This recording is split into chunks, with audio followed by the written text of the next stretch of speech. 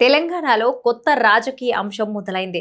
ఈసారి మెట్రో రైలు వేదికగా రాజకీయం షురూ అయింది. కేటీఆర్, కిషన్ రెడ్డి చేసిన వ్యాఖ్యలకు ప్రతిస్పందనగా సుదీర్ఘ వివరణ ఇచ్చారు తెలంగాణ ముఖ్యమంత్రి రేవంత్ రెడ్డి. వైఎస్ఆర్ రోషయ్యల హయాంలోనే హైదరాబాద్ మెట్రోకు పునాది పడిందని, అయితే తెలంగాణ వచ్చాక కేసీఆర్ ప్రభుత్వం చారిత్రాత్మక కట్టడాల సాకుతో మొదటి దశను 3 ఏళ్లు ఆలస్యం చేసిందని సీఎం మండిపడ్డారు. దీనివల్ల ప్రాజెక్టు వ్యయం 15,000 కోట్ల నుండి 22,000 కోట్ల వరకు పెరిగిందని, గత 10 ఏళ్లలో మెట్రో విస్తరణను పూర్తిగా నిర్లక్ష్యం చేయటం వల్లే హైదరాబాద్ మెట్రో దేశంలో 9వ స్థానానికి పడిపోయిందని విమర్శించారు. గత నష్టాలు, కోవిడ్ ప్రభావంతో మెట్రో 2వ దశ నిర్మాణంలో భాగస్వామ్యం కాలేమని ఎల్ఎన్టీ స్పష్టం చేయడంతో కేంద్ర ప్రభుత్వం సూచన మేరకు 30,000 కోట్ల విలువైన ఎల్ఎన్టీ మెట్రో ఆస్తిని రాష్ట్ర ప్రభుత్వమే 15,000 కోట్లకు కొనుగోలు చేసి స్వాధీనం చేసుకుందని సీఎం వివరించారు. గతంలో ఎల్ఎన్టీ సంస్థ మెట్రో కోసం బ్యాంకుల్లో తెచ్చుకున్న 13,600 కోట్ల అప్పు భారాన్ని తగ్గించేందుకు తాము జపాన్ సంస్థ ద్వారా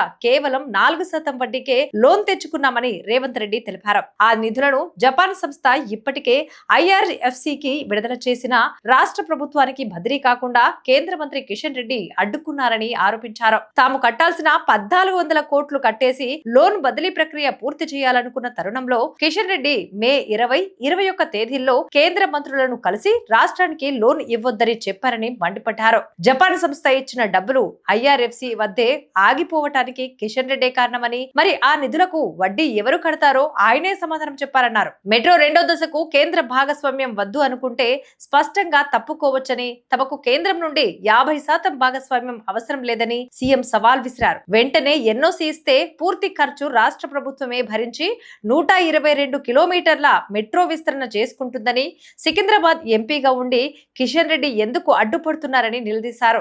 గతంలో కేసీఆర్ కేంద్రంపై తీవ్ర పదజాలంతో మాట్లాడినా కిషన్ రెడ్డి నోరు మెదపలేదని, కానీ ఇప్పుడు కేటీఆర్ చేసే కుట్రలను కిషన్ రెడ్డి సహకరిస్తూ ప్రజాప్రభుత్వంపై సవాళ్లు విసురుతున్నారని ధ్వజమెత్తారు. ఇప్పటికైనా కిషన్ రెడ్డి బాధ్యత తీసుకొని ఇవాళ బదిలీ కావాల్సిన లోన్ నిధులను విడుదల చేయించాలని రేవంత్ రెడ్డి డిమాండ్ చేశారు.